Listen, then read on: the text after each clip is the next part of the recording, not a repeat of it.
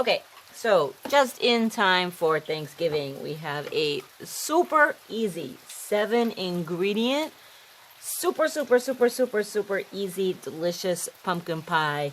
1 pan, 7 ingredients, super simple, super fast, and vegan. So for those of you guys who want to have like your vegan turkeys and your vegan Thanksgiving, this would be the perfect pumpkin pie to finish off with. So all you need is a pumpkin or large sweet winter squash, butternut, acorn, whatever you have works, delicata, some natural or brown sugar, a little bit of cinnamon and nutmeg, some cardamom. Spices, of course, are optional. How much you use, how little you use is completely up to you. A pinch of salt, a little bit of cooking oil. I use sunflower, very easy, basic for everything. A mixture here of, this is probably the most complicated part of this whole recipe, is 1.5 cup of quick oats, 1/4 cup flax seeds, and 1/4 cup dried quinoa mixed together.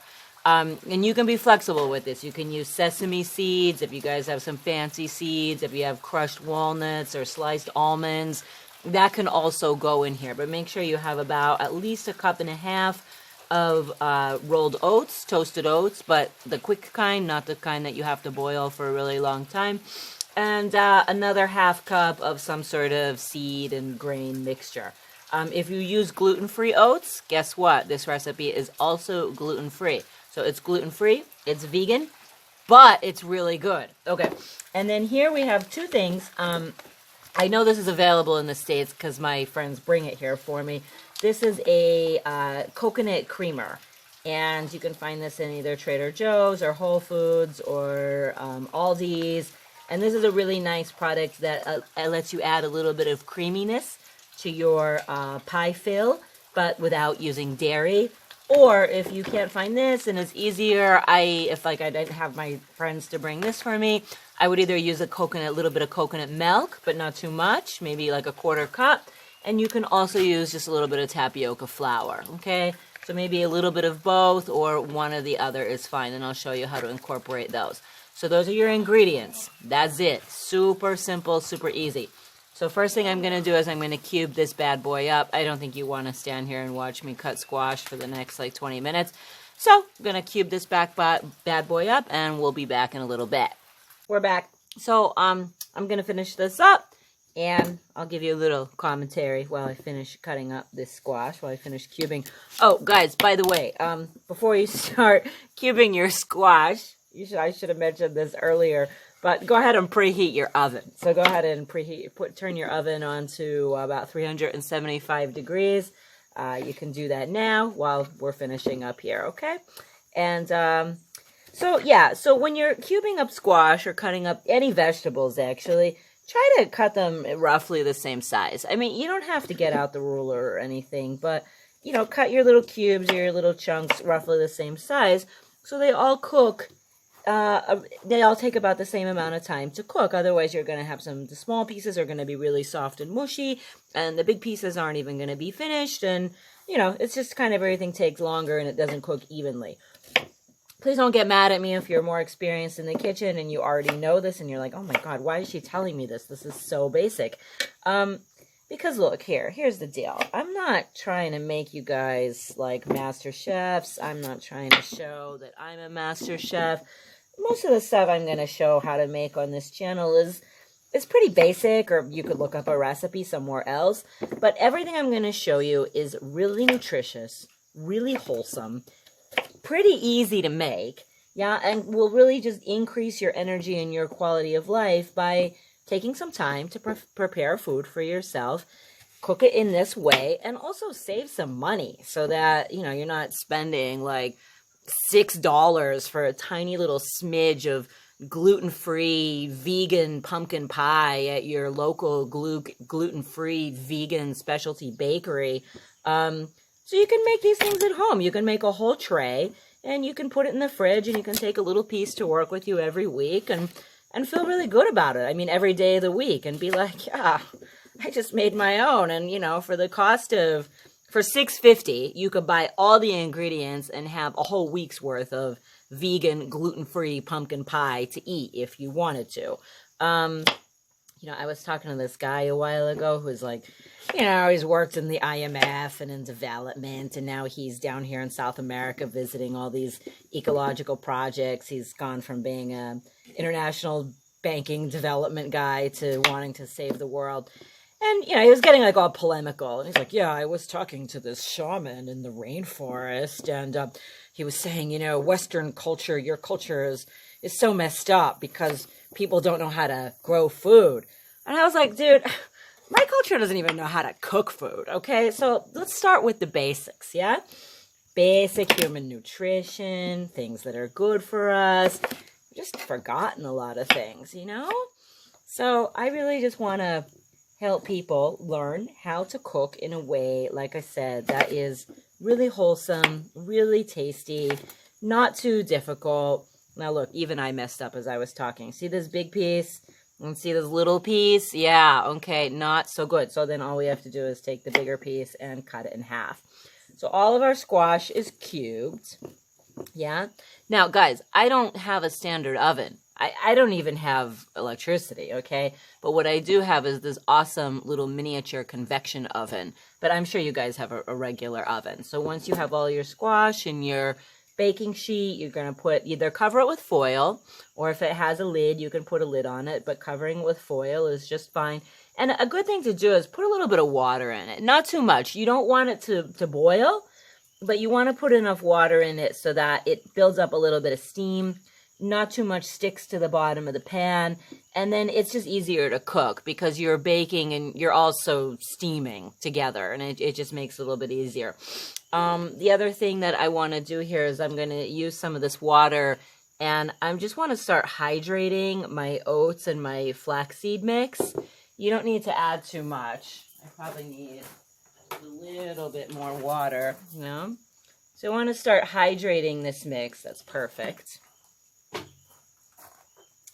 And stirring it up. You don't want to get it too wet. See, it's not too wet. This is not too wet, yeah? Not too wet. I just want to hydrate it a little bit. I want to get the flax seeds to soften up a little bit. And I want to get this all to start to glom together. So while your squash is baking, it's also a good idea to have, this is going to be the crust. It's like the crust. Yeah, okay, like super easy, fast, simple crust. And so we just want to get that hydrated a little bit. So maybe like 3/4 cup of water. If you're somebody that likes to measure and you have a cup measurer. If I had a cup measurer, I would use it, but I don't, so I don't use it. 3/4 cup of water is probably what I tossed in here just to hydrate our mix a little bit. Stir it up, set it aside, and you can take your squash, put your foil on it, and we'll put it in the oven to bake for probably about 35 minutes or so. Okay, you can always check it to see when it's tender, but let's go with about a 35-minute mark. Okay, so I'm going to go ahead and I'm going to bake my squash. I'm going to show you my fancy little convection guy when I get over there. And, yeah, and then when it's tender, we'll move on from there. Okay, so moving along. As you can see, it's a rainy day in the rainforest today. It's the beginning of the rainy season, actually, so oh boy, here it comes. But it's a really good day to make a pumpkin pie. So, oh yeah, my oven. So as you can see, I don't have an oven. I have this really cool little convection thing. It is very heavy, sturdy stainless steel. It heats up on all sides. It's got a very heavy lid. Guys, if you come here to Sueño de Vida, I guarantee you're going to buy one of these. Everybody who comes goes to our little pueblo and they buy one of these. This one is only $12. This is the big size. And I have a smaller one that's only $9. And they are so awesome because you don't have to heat up your whole oven to make breads. You can bake all kinds of stuff in here. And look, it just goes right on the gas. On like a low to medium setting. Okay, it just goes right on the gas. All the heat gets sealed up inside the box.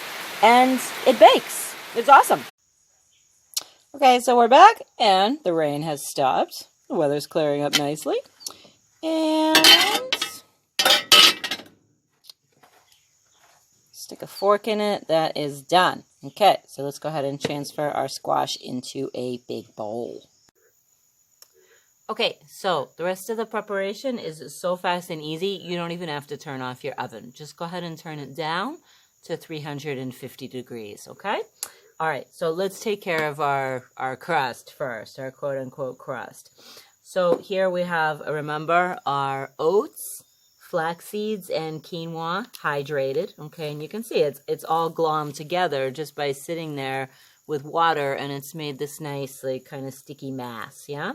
So we want to sweeten this up a little bit and flavor it up a little bit before we put it down into the pot, into the pan. Notice, guys, I have a smaller version of my other convection oven. I'm sure you have a nice pie pan or something that you might want to use, okay? I use what I have out here in my little off-grid Cloud Forest Jungle Cafe kitchen. So you can use a nice round 9-inch pie pan, or a square one is great. I'm just using a smaller version of my convection oven. So a round pie pan, a square pie pan, whatever you got. Let's flavor up our crust. I'll put in here about a teaspoon of cinnamon and nutmeg. And again, this is optional. If you don't like cinnamon and nutmeg, you can leave that out. I know people who don't, okay? A couple cardamom seeds. And if you don't like the whole seed, you can also use the powder. I actually really, really like the whole seed. I like the crunch of it and the flavor of it. So I'm just going to put a couple in here whole. But again, this is something you could also use cardamom powder if you prefer, if you don't like to have the whole seeds. It's up to you, okay? And we're going to toss in a little pinch of salt, about a teaspoon of salt there. And here I have about a cup and a half. I'm getting better about being more specific with my measurements.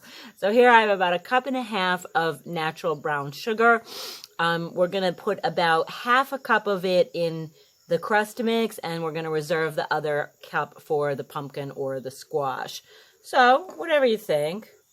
Yeah, let's take about what looks to be about half a cup of that. You can always measure if you're, like, you know, more into precision than I am. Also, too, in the beginning, like, you know, people sometimes are more comfortable with measuring. As you get more experience with cooking and baking, you just start to learn how to eyeball things, and life gets a little easier. So now we've got our flavors mixed in there.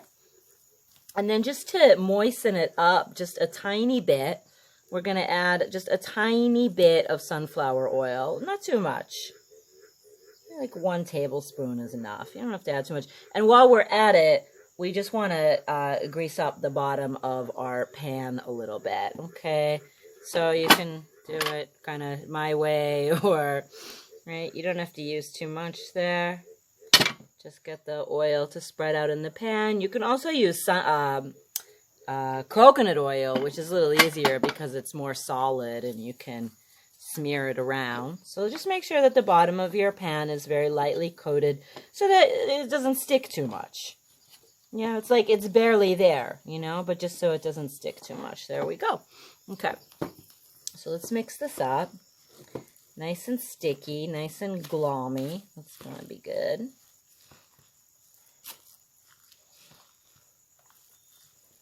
Yeah, perfect. So this, as you'll note, I mean, this isn't really a pie, guys. I mean, first of all, it doesn't have a top crust. Yeah, I'm calling it pumpkin pie, but it's not. It's more like pumpkin tart, you know. It's got like a nice, kind of like an apple crumble kind of a bottom. It's going to have a little bit more of like a nice cookie bottom. You could also use this exact same crust or whatever you want to call it, or cookie bottom that we're making. It's really good for pineapple squares. It's amazing for pineapple squares. You could use this, and then you can just put some apples on top of it and bake it with some cinnamon and brown sugar, or pears, or persimmons. Persimmons. Yes, excuse me. I'm like forgetting how to speak English living down here. Yeah. Okay, so any kind of like good winter, fall fruit goes fantastic on this, and also crushed pineapple. If you just want to open up a can of crushed pineapple, that's good too. Okay, so here we go. This is all mixed together. Super fast and easy. Look, just dump it all in there. Blam. Boom. Okay, nice. And then spread it around the bottom. You can, you know, bring it a little bit up the sides, just a little bit. But we want to get that nice and flat, push down into the bottom. Now, okay. And then what you want to do is before you put your pumpkin or squash fill in here, I'm just going to push this up the sides a little bit, is you want to bake this guy up a little bit just by itself. So it is a little bit like a pie, because that is kind of how that is a little bit how you do a pie. You bake up your bottom crust just a little bit first. So your oven is over there at 350 degrees. Yeah. So you're just going to take your bottom crust, as we're going to call it. Let's even it up a little bit on the other side here. You're going to take your bottom crust and you're going to put it in the oven. Yeah. Just for a few minutes. Just to get it baked up, just a little bit while we're making our squash mix, which is also going to go super fast, okay? So I'm going to take this, I'm going to go ahead and I'm going to put it over on my burner and my gas range, and we'll be right back. Okay, we're almost there. So we've got our squash, or pumpkin, whichever the case may be. We're going to flavor it up in pretty much the same way. So go ahead and toss in another pinch of salt, a little bit more of nutmeg and cinnamon, if you want. Totally up to you. Okay. And then we're going to add in the rest of our natural or brown sugar. We use panela out here. Panela is amazing. It's basically like sugarcane juice that's been first just made into a mold and then dried out a little bit. So it's like the most natural of the sugars. And then just mix it up. Guys, the squash is so tender, you don't really have to do much to it to make it a mash. You probably have some fancy appliance, right? Like an immersion blender, just a couple pulses will do. I don't have a fancy immersion blender. I just have a nice wooden smasher that I pretty much use for everything. If you don't want to dirty up the blender, you know, feel free to just use the bottom of a jar or something, because the squash is so nice and soft. You really don't have to do much here. Yeah. So we're just going to smash that up a little bit. Or like I said, if you've got an immersion blender, you can just stick it in there and pulse it a couple of times until you get a nice even texture. I like my topping, you know, a little bit chunky. I like to know what it is. It doesn't have to be perfectly smooth for me. But if you like it perfectly smooth, go ahead and mix it perfectly smooth. Whatever you like. So we'll go ahead and smash this or blend it to your preferred consistency. You can leave it a little bit rustic. I like using the word rustic, right, instead of not smooth. Okay, or you can make it perfectly smooth. Yeah, I think that's good. Okay, now here's what we're going to do to add a nice creaminess to this without having to use milk, without having to use any dairy. So in here, I mixed together 2 tablespoons of my coconut creamer and 2 tablespoons of tapioca. Okay, so we're going to add just a little bit of water, not too much. You can always add a little bit more, but it's hard to take it out. And then we're just going to mix this up into a paste. You really want to do this in cold water, because if you mix it in with your squash or your pumpkin while it's still hot, it turns into little balls. So don't skip this step and just like toss your powders in with your squash or your pumpkin. It's not going to work that way. It's going to form into these little balls, okay? So you want to make a little bit of a paste out of it first with just a little bit of cool water, not hot water. And then once you have your paste, see, it's nice and milky. Oh, that's good. It's got a little coconutty creaminess to it. And then we can go ahead and mix that in with our squash mix. Yes.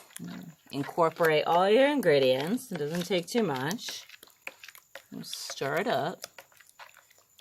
And we're going to go over and we're going to pour it into our fill. And then guess what? We're done. Okay, here we go. Nice. So our crust is been baking up here for a couple minutes, just long enough that we've been making our fill. And then super easy, Of course, if you're using a regular oven, you'll take it out of the oven to do this. I just do it on the gas range. And a spoon into there. Smooth it out. And then you'll just put it back in your oven to bake at about 350 degrees for another 30 to 40 minutes until it's, starts to get a little bit of a crust on the top. And that's it, guys. That is it. Easy, vegan, 7-ingredient, 20-minute pumpkin pie. And lovely. Beautiful. So you want to let it sit a little bit once it's done so it all gels together. Give it at least an hour to cool down. Let it sit, gel together so it's much easier to slice. And it's actually turned out, this is all in one day, guys. This is what happens here in the cloud forest of Ecuador. So all in one day we get sometimes a rainy season, a dry season, a sunny season. So the view has completely changed to sunshine, a little blue sky peeking through. So once I get this plated up and we're enjoying it, maybe tomorrow with some coffee for breakfast, pumpkin pie for breakfast, all right. I'll show you a picture of it then too. Okay, so as promised, pumpkin pie for breakfast. And I'm just going to top it a little bit with, this is a bordejo butter. Bordejo is an amazing fruit here from the cloud forest, but I think apple butter or a pear butter would work just as nicely. So you can give it a little garnish to plate it up, all chef-worthy. Yum, yum. And with a little fresh black coffee.